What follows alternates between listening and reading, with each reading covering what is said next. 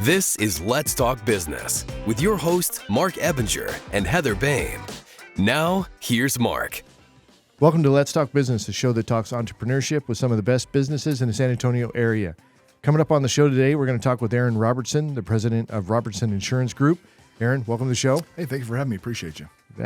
We're also going to talk with Emad Guirguis, a bookkeeping expert and the owner of SimpliBookkeeping. Emad, welcome back to the show. Always love being here, Marc. Thanks I do have again. to comment on the shirt, though. It looks great. Hey, I appreciate it. Did you wear it black just because you're contrasting against a white background? I had a feeling something like that.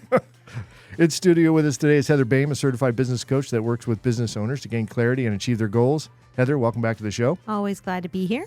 And I'm your host, Marc Ebinger, the owner of Crükus Marketing Agency, a company that specializes in giving small businesses a competitive edge by hiring low-cost administrative and social media experts from outside the United States. A quick reminder for our listeners, you can catch video and podcast versions of the show anytime by visiting our website at satalkradio.com. And if you're a business owner in the San Antonio area and would like to have your company featured on the show, visit our website at satalkradio.com or call our office at 210-879-8804. That's 210-879-8804. All right.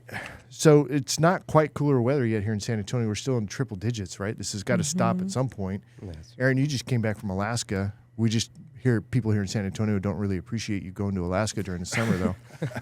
I can appreciate it. It was a high of 63 degrees. I just put all my hoodies back up on the closet. So yeah, it was a little bit of a shock getting back, but it was absolutely beautiful, lovely weather, great people, great fishing. But I'm glad to be back home. Really, you're glad to be back? I don't know if I could say that. It was just, maybe in September or October, it's glad to be back. How's the humidity there in Alaska? Not much actually. It's all coastal, obviously, but there's not a whole lot of humidity. My hair didn't frizz out or anything like that, but it was really good. Okay, Yeah. let me ask something that Yeah. might have not a huge positive answer. How are the mosquitoes? Yeah. Negligible. None. None? Yeah, I Heard they're wild. had one issue when we did a fly out trip to one of the islands. I forget the name of it, some native name, but we went out there, and as soon as we got there, I was surrounded by some gnats type deals, maybe some mosquitoes. He gave me a quick spritz. Then after we left that one spot, I never dealt with them again. Got in the boat, we were good to go. Loaded up on silver salmon, some coho, and some sockeye, and never saw them again. So I hear that a lot, but I didn't have a whole lot of that issue this time. Yeah. Is it true you can catch salmon with your hands in the rivers? If you live there, you can. If you don't live there, you can go to jail for that, apparently. That's what I've heard. Yeah. So last time I was there in 2021, I was there while having COVID, which makes the trip a little bit different than this trip. But, I was out there standing in the Russian River, and a guy came on a drift boat and asked, he said, you catch any fish? I said, no, but I'm seeing a bunch. He goes, where? I go, they're right here, literally a foot in front of me. And I thought if I had just a net, I could just load up. And he says, well, you can if you live here. You're a native, right? Native, they have a subsistence quota that you can catch 60 fish a day. Oh, Wow. Because you got to remember. how much are you going to eat? I mean, that's a lot for But you got to remember, 18. Right now it's 18-hour days. The sun's up for 18 hours. So they got to freeze And them. then when you go into the wintertime, guess what? There's no sun, Yeah. and you can't fish. stocking up. So you're stocking up and smoking it for the whole year. Gotcha. So that is a different. Yeah, we just can't go down to the refrigerator and pick up some salmon. So those guys are doing it for year round. Well, that's good. I think that's Absolutely. cool. Also, don't they get paid to live there too? Don't they get like a check from the government? It's possible. Yeah. I think so. what I've That heard. sounds familiar. Who knows? All right. Well, so when it comes to doing tasks, we're all business owners here. There's certain things we like to do and things we don't like to do. I would say data entry is probably at the top of the list of the things that we do not want to do, right? Let's just talk a little bit about it. So, upkeeping your CRM. I mean, is that something that Emad? Is that something that you're doing for your business? Do you keep your CRM, or does somebody else do that for you? If someone actually does it for us. Yeah. Okay. Yeah, which has been great. When you mentioned business tasks, yeah, that's definitely one of the items that you definitely want to delegate out, but you want to stay on top of it as well. So Yeah. What are some of the things that you do in your CRM or that is done in there to help keep your sales team or your folks sharp? Like, what are some? Because I've heard things like tag things and whatnots. I know very little about that world, but there are things in there you can do to really kind of sharpen that up. And I know Heather's going to know more answers. But I wanted to start with you. Yeah, absolutely. So what we do is a lot of our business actually comes from referrals. So we always keep track of who it was from, what their business is, everything. We write everything down. We keep track of all point of contacts, whether it was by email, phone, text message, if there was a campaign that they were set up in. So we make sure that every touched is recorded so we can keep track of the frequency of when they're being visited, right? And then at the end of the month, then we can revisit and see, okay, who closed and what our percentages are. So we try to kind of maximize that as best as possible. Heather? Well, I think the touches are key, because if you're not regularly getting in front of your audience somehow, the people that already know, like, and trust you, not that they're going to forget about you, but you're not going to be top of mind. And CRMs are just that higher level of being able to keep track of it. It costs money, which is the one part where I see a lot of business owners avoid getting a CRM because they don't want to pay for it. They think they can just kind of keep track of it, but it just gives you as an owner a higher level of accountability for your team, because it's one thing to try to keep track of what your team is doing if they're just keeping it on their notepad. But if you can actually go in from a higher level view and see, like, how many times did my sales team reach out to their database of contacts, and what are the conversion rates between I've reached out to them this many times and I'm getting this many sales, gives you the information you need to direct activity. So if you're not keeping up with it, the information is not there to tell you any insights that you can use.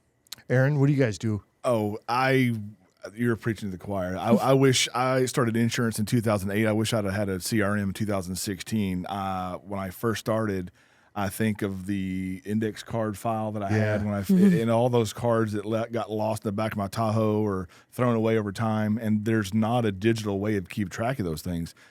I wish I'd have done that from day one. That'd have been fantastic, because I think of all the leads or all the business opportunities that I've now missed because those people are gone. Yeah. They may, but that's 100% in the process of when we have a new client call. The first thing that goes into our CRM, we also have an agency management system that does some things for us. But I want to know as much data about you as possible. I want to know exactly how you came to call our agency. I want to know what you're calling for. What is your preferred method of contact? Phone, text, email. Maybe some people aren't into text messaging. I don't mind text. There's a different generation that loves email, or they love. I have some that prefer Snapchat, believe it or not. And I'll do whatever you want to do. I don't care as long as we can talk, right?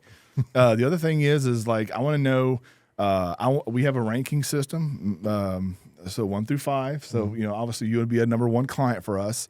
If you're a 5, you're probably going to be breaking up with pretty soon, right? We'll find a way to shake hands and part as friends. Yeah. So you're ranking how well you like them. Well, how easy they are to do business with. Oh, gotcha.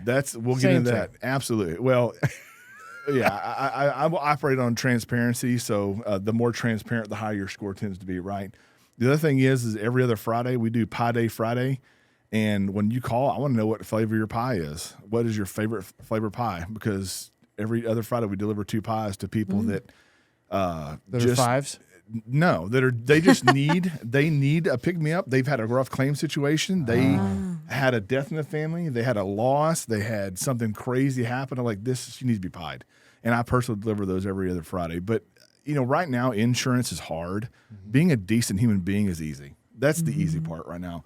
And we'll get into why insurance is hard. But that's the thing that I want to know as much information about that as possible, so I can focus and drill down on my clients. Love it.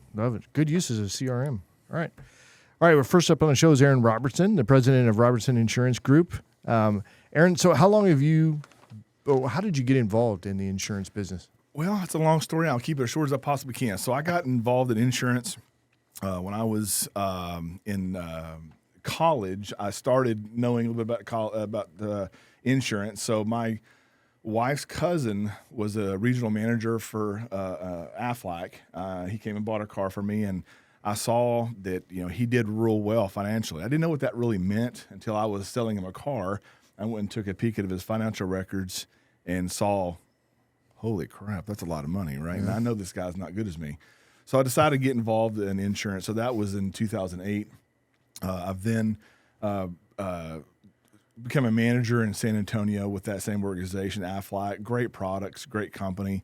And I just decided that more of my clients wanted to do more business with me than I could allow them with just Aflac.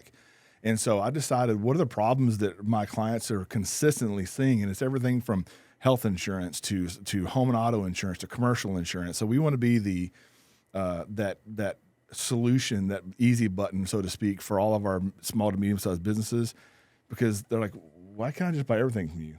I thought, you can. So let's just do that. So I decided to branch out. So I started, moved to San Antonio in 2011, still with Aflac, and I branched out to the commercial lines, personal lines, and all aspects of insurance in roughly 2016. And we've been living the dream ever since. So that's how I kind of got started in it. And you actually became your own broker. You didn't just become an agent at a larger firm. What spurred that decision? Well, it's kind of a funny story. I wasn't prepared, but I'm transparent. I'll tell it. So I did start with a farmer's broker, a great friend of mine. He's a big farmer's agency here in San Antonio. I learned a ton from him.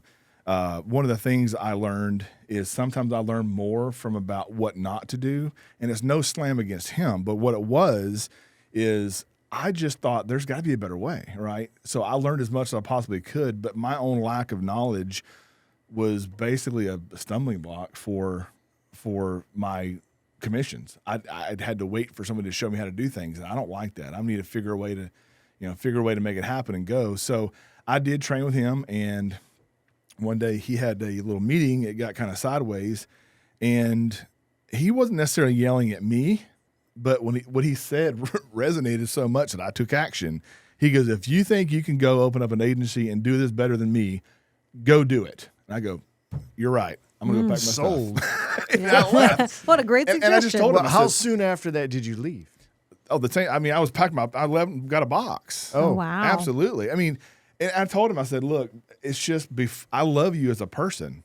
Mm-hmm. Before I hate you as a person, I have to sever our business relationship. And I talked to him yesterday. Well, we're still great friends because I chose to sever the business relationship and salvage the personal. Well, that's key. I feel like in sales, especially, it's so easy to get stuck in a situation that you're not happy with and just live with it long enough for that resentment to grow. And then we see it all the time. You end up blowing up and the relationship is the bridge is burned. I don't know how many times I've run across that just in general, especially in real estate, where people get a little resentful and they don't like it that much, and then they let it go too long. Well, fear is the root of that. Yeah, just fear They're of jumping afraid off to the go out ledge. on their own, so they stay, and then they're bitter over the whole thing.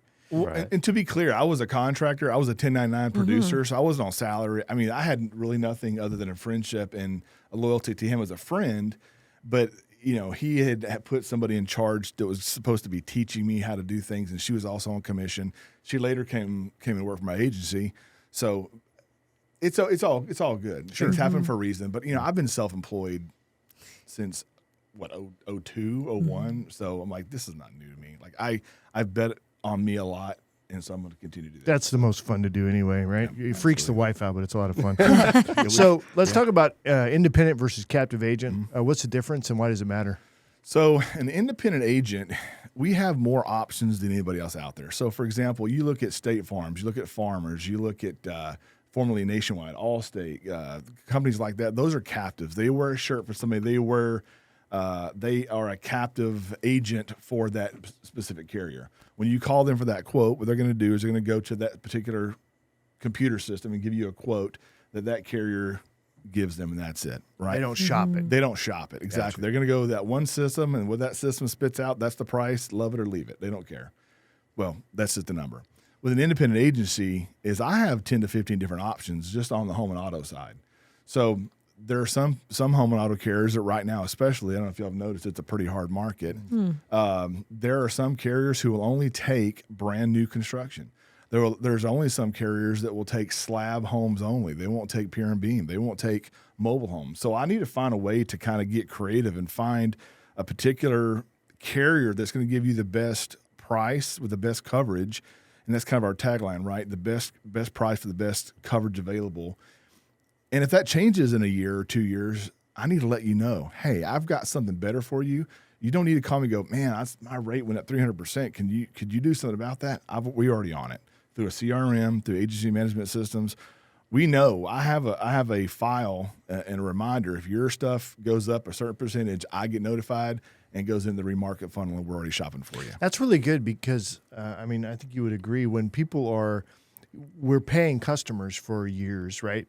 We could get lost in that whole thing as opposed to somebody keeping an eye on it in our benefit. It's like, hey, if there's a better deal, we're going to know about it. We're going to let you know. That's a pretty slick arrangement. Oh yeah, I feel like especially in the residential side, people just get stuck in that loop, and I'll admit I'm one of them. I just got my homeowner's insurance, and as long as it's not astronomical, like I don't buck the status quo, I'm just gonna keep paying it, and I don't hear from the person who got it for me. Very Right? proactive, yes, sir. Like, well, especially that's got to be now. unique, man. Well, it is. It presents problems, right? It presents issues that, I feel like maybe if I did buck the system and call her and go, hey, Heather, your stuff went up. Oh, my gosh, she would flip out. Where maybe it's kind of out of sight, out of mind, right? But I still think I owe that to the client. I feel like a lot of insurance agents do out of sight, like they bet on the out of sight, out of mind. And it's a very passive way to go about building a business because at any moment somebody can be like, oh, and the likelihood of them going to that exact same agent when you've just operated, like, just don't talk to them and they will never change. It's not a good bet. No. Right. So what you're doing is saying, hey, look, I'm looking out for your best interests. That's integrity, it builds trust. And so why wouldn't they go back to you? And referrals. Yes, sir. Yeah. Absolutely. Yeah. It Yeah. also keeps them top of mind too. So Right. if they have someone that they need help, they know exactly who to pass them over. Which over 90% of our new business comes from referrals. Yeah. How often are you like sending them emails or updates or information or whatever? So once we bind, there's obviously email that goes out through our CRM and agency management system that says, hey, thank you for trusting Robertson Insurance. There's a beautiful picture of my face and my family's, my beautiful daughter's on there, right?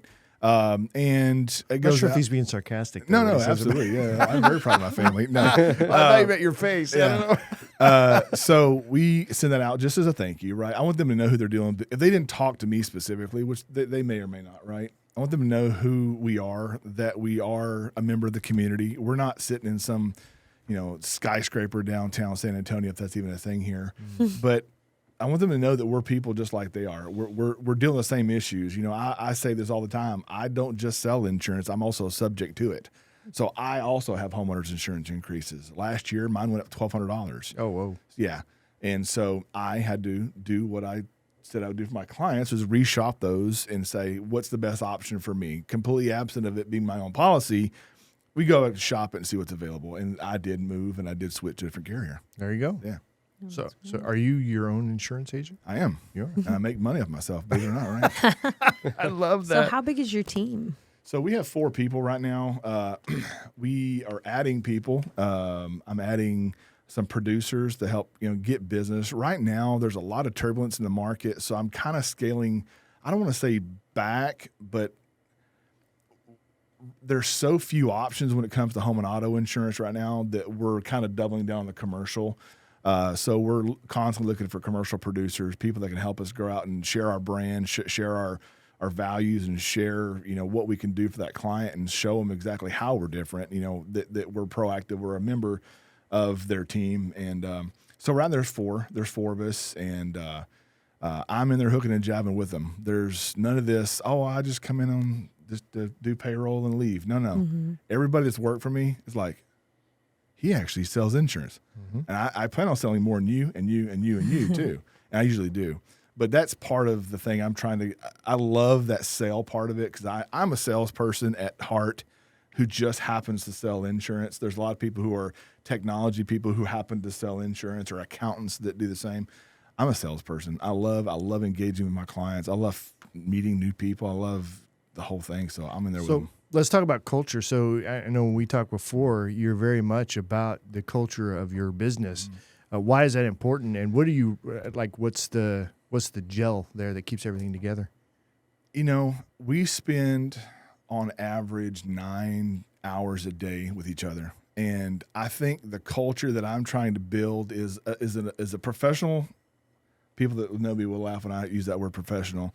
A professional in team that engages the community in a fun way to make insurance not so horrible. I mean, nobody goes, oh, let's do an insurance podcast, right? Or let's do an insurance. Yeah. Nobody loves that.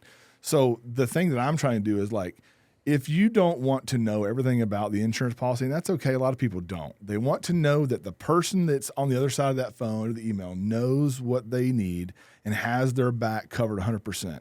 So just instilling confidence through the conversation, getting to know about your wife, your kids, what sports y'all playing, did you add on a pool? We added a pool to our yard last year, and that will change your coverage. Those things I need to know.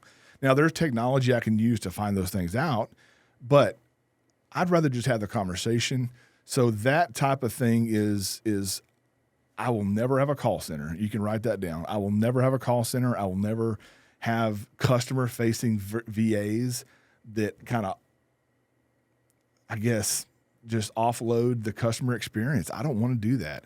If I can have a brick-and-mortar business and have people walk in that thing and sit down at my desk and share a cup of coffee or a cold soda and discuss the insurance, I would love that. That's just not where my environment is right now. It's more digital. It's more, text platform, those things. I want the mom and pop feel without the mom and pop drive, if that makes sense. It does. Nobody wants to drive anymore. All right, Aron, if folks want to reach out to you, how do they do that? It's we're at 6202 West Avenue. It's San Antonio, Texas. My phone number is 210-890-5577. You can reach us on Facebook, Instagram, Robertson Insurance Group. We want to help make all of your insurance decisions super simple and easy. Give you the best insurance for the best price, and we'd love to help. Thanks, man. Well, great job on the podcast. Thank you. I like the tagline, making insurance not so horrible. Yeah. Just the pause. Nobody goes, insurance is fantastic. Let's do that again, right? We love big insurance. Yeah. Well, it's a necessary thing, man. I mean, it really Very is. cool. So And it's good to know that there's people out there that are really looking out for your best interests and shopping those prices for you. That's a big deal. So thanks, Aron. I Appreciate also that. like that your shirt has your phone number embroidered Look, on I it. got If the you're colors. watching I'm video, living the brand. He's This is branded. my Yeah, it's business all card. branded. Yeah. Color's your car. Oh, it's not. It's black. turquoise. Yeah. Okay, well, black. I mean, that If I fits. can find a teal F-250, yeah, we're doing that. But Oh, really? yeah, the logo especially, if I could put it on the side of my car, the logo is super special. But that came through some real hard times. But I had a girl work with me. She goes, "Can we change the logo?" Like, Nope. don't you touch my logo. We will fight. That's with this audacious. logo. Yes, don't you touch this thing. All right, next up on the show is Emad Guirguis, a bookkeeping expert and the owner of Simply Bookkeeping. So, Emad, welcome back to the show. Thanks again, Marc. Always a pleasure. Looking spiffy. Oh, thank you. All right, Mark so gets this with that shirt. year's end bookkeeping coming up. Oh, that's so right. what's your insight there? Oh, be prepared, right? Yeah. All right. So our whole thing today is we're getting closer to Q4. And it's a great time to, if you haven't started doing bookkeeping on your business or you have no idea what your business finances are, right now is a great time to start before it's too late, right? And too late is always what? On time, right? And that's, I guess it is in the bookkeeping world. Yeah. And so we don't want to wait until December or so, if you're a business that has contractors or so, you want to make sure that you have all those values up to date with your contractors so you can send out those 1099s in January. You also want to look at the business side of things and see how you've done as a business for this year so that you can plan and do better for next year, right? So that's there's a lot of factors there that go into year end there. Okay, what about goal setting, right? Because when do we start planning our goals? For the next year. The year starts, right? Yeah. So it's a great practice to always evaluate a year before the current year, and then you can forecast and predict what you would like to set your goals for the following year. So right now we're in August, about to be September. You've got about 8 months worth of data. Take that and see how you've been doing, where your strong points are, what strong months are, and then your products as well. If you're a product-based company, you want to also have a look into that as well. Compare it with last year, see if there was a growth, why that was, and then how it can play into the following year. Do you have those meetings one-on-one with your clients to get those ahas from their data, or they're just reading it on their own? No. So yes, towards the end of the year, we usually like to do at least quarterly meetings with our clients just to see how they're doing. But usually the last quarter meeting is the most important, just to kind of summarize everything and show them how everything came to play whether they did hit their goals, if they missed it, what was the cause, how can we make it better, and how can we forecast for a better future for the following year. Yeah, So I know our those are meetings- always one-on-ones to answer your We question. set ours with you, right? It's in November? Yeah, absolutely. Cool. All right. But what kind of goals are we worried about even setting? Is it just money goals? Is it staffing goals? What kind of things do you guys talk about So- goal-wise? Absolutely. So depending on the business itself, let's say it's a service-based business, we want to look at, okay, one, how many customers they want to take in or they want to achieve more, what their dollar amount set goal is, of course, and also what products they would like to put into play, or if there's any products that they want to erase as well. So those are kind of part of the goal setting. So that's kind of how we look at all that. So could I interchange service for product when you say what kind of products you want to put into place? Because I was going to ask a question on so if I'm like, well, I want to roll out service X, right?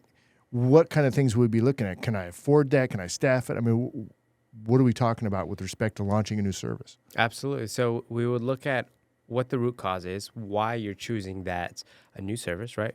And then how it would play into your business. Then if it's adding value, then we can look at, okay, if we put it into play, let's play it out. Let's say, okay, you're going to put in this new service. Let's have a look at the next 3 months and see how that service is doing.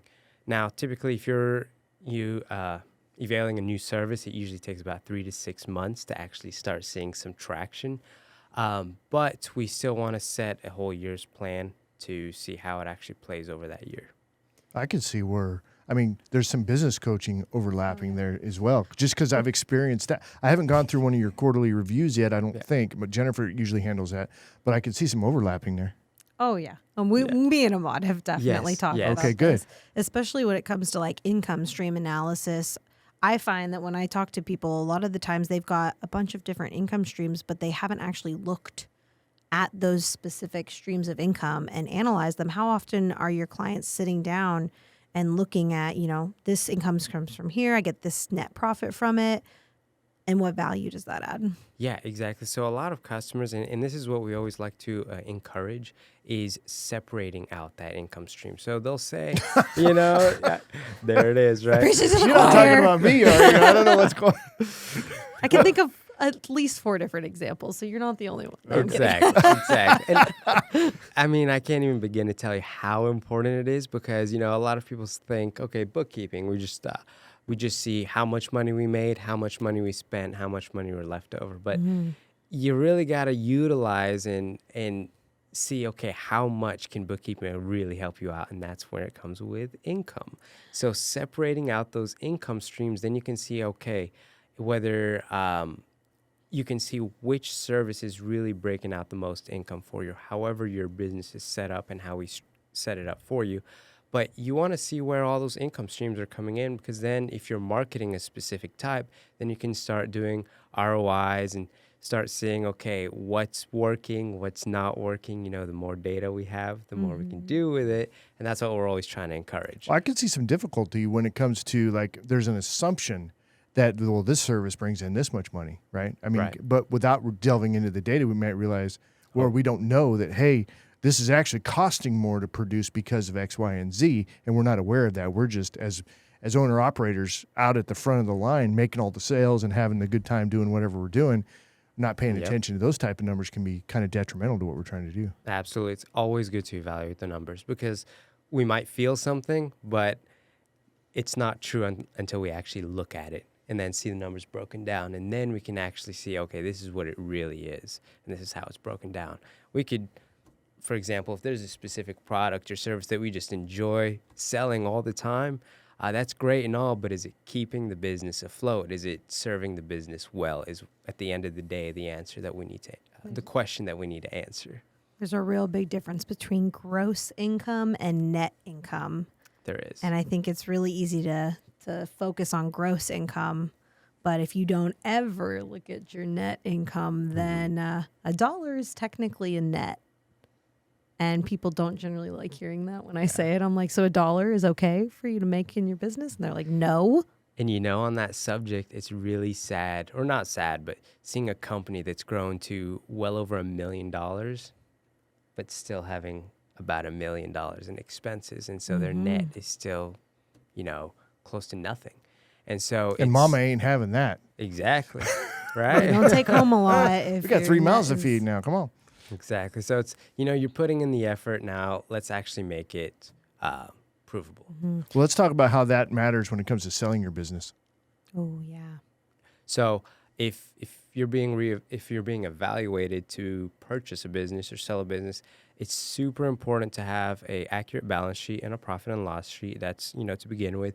But also those new business owners who are buying you out are always going to look at, okay, where's your money coming from? Where's your money going? But how much is left over? And does the percentage make sense? So different industries vary, but you want to see what that net percentage is, because if it's too slim, then they know you're trying to just get rid of it because you can't handle it, which is putting them in a bad position. And so it's really good to evaluate, okay, what that net really is and how it's being achieved, and if there's potential for growth in that area. Well, that's what people who are buying businesses are looking for, right? Because they understand all of that math and that accounting stuff that I don't really care for, but they'll be able to go in and they know the true value of a company when the owner may not know the value because they don't have their books squared away. Exactly. I feel like you've been going through my emails right now. Like, have you ever been stupid on my business right now? I was looking at buying two agencies, and it was personal lines based. And I'm like, you know what? Right now it's too volatile. 3-4 years ago, there was you could probably sell for 3.5 times revenue. Now you're lucky to get 1.5, and people were proud of that. So I backed off of both of those and didn't buy them. But yeah, I was like, they've been looking at my emails because I think. Well, do you come in when people are looking to buy a business? You read my mind. Yes. So a lot of times if some folks are just trying to buy a business, they'll say, hey, can you help us understand the finances for this business before we actually purchase it? And a lot of times, if you're a seller on a business, you might try to hide a couple things, but at the end of the day, if you bring someone in that knows what they're doing, they'll find what's hiding, what's not hiding, if the numbers are actually accurate or not. Sometimes, a business owner that's trying to sell a business, they'll just move some money to where it's just hiding in a, cost of goods or maybe an inventory. And then you do an inventory check and realize it's really not that value. And so you're not buying as many assets as you thought you were. Are you who they would call to do an evaluation like that?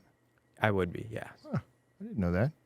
Learn something every day. It's like a circle, right? It all comes around. It's the numbers. So it's bring me in on the numbers and I'll be able to understand where everything's going. I feel like numbers don't lie, but it's also like, this is going to be a really girly comparison. But you know how like they say elves can't lie, but they can twist the truth, right? Mm-hmm. Like, I feel like you can very easily kind of just manipulate the numbers and then it's telling a different tale. But if you come in and you square it all up, it gives you the truth. And We about all asking- learned that lesson when Common Core Math came out, and it's like, well, you got to take 2 pages of stuff, and the answer is right there in the middle anywhere, somewhere in your math. It's there, but they hid the answer amongst all the noise. Exactly. And it's also about asking the right questions too. Sometimes a new business owner doesn't necessarily know what to ask when it comes to numbers. Well, I would say also 2023 was a year that I decided that I need to be a better agency owner. I'm a great salesperson. I'm a great insurance manager, right? I'm a great agency owner to some degree. I don't understand my numbers all the way. And that's one thing that I was real scared of, and to have someone that would make you feel comfortable in that situation, say, hey, look, I'm not here to judge, I'm here to help you, and just kind of bear all. It takes a lot of courage to expose that what you're so proud of, which is your baby, and give it to somebody and go, hey, this thing is what I have, and it's not as ugly as you may think, but it's beautiful to me. Tell me what's wrong with it. And that's so great job. It's laying yourself bare. Yes. You know what I It's mean? Make helping yourself while vulnerable. not telling people their babies are ugly. Yes. We don't want to hear that. No. All right, we got to wrap up. So great show. It goes by fast. So, Emad, if people want to get in touch with you, how do they do that?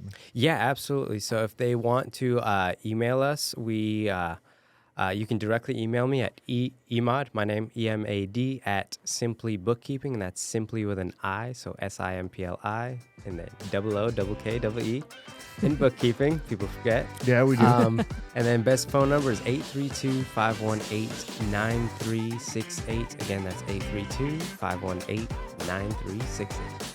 Thanks, Emad. All right, as we wrap up the show, a quick reminder to check out our latest podcast or catch video versions of the show anytime by visiting our website at satalkradio.com. That's going to be it for us. Great job, everybody, and thank you for coming in. Thank you. Thank you.